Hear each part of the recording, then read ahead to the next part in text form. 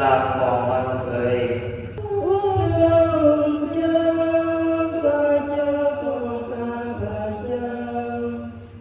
ช่วยเราข้าให้กลับขึ้นมาและเห็นความประการรุ่งเรืองของพระองค์พวกข้าพเจ้าจึงจะได้เอาตัวรอด จำนวนอายุของพวกข้าพเจ้านั้นสูงสุดแม้70 ปีสำหรับผู้ที่กำลังมองสาลายก็แม้น80 ปี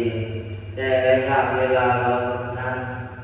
แม้นมีแต่ความขัดสนและความยากลำบากในบ่เทิงวันก็สูญหายไปพวกข้าพเจ้าก็จากไปด้วยเสนาโอ้พระองค์เจ้าพระเจ้าของข้าพเจ้าโปรดช่วยเราข้าให้กลับขึ้นมา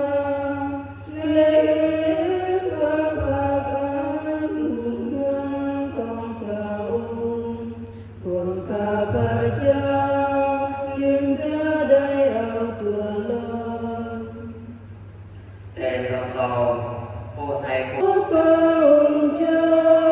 พระเจ้าของข้าพเจ้าโปรดช่วยเราข้าให้กลับขึ้นมาและเห็นความประการรุ่งเรืองของพระองค์พวกข้าพเจ้า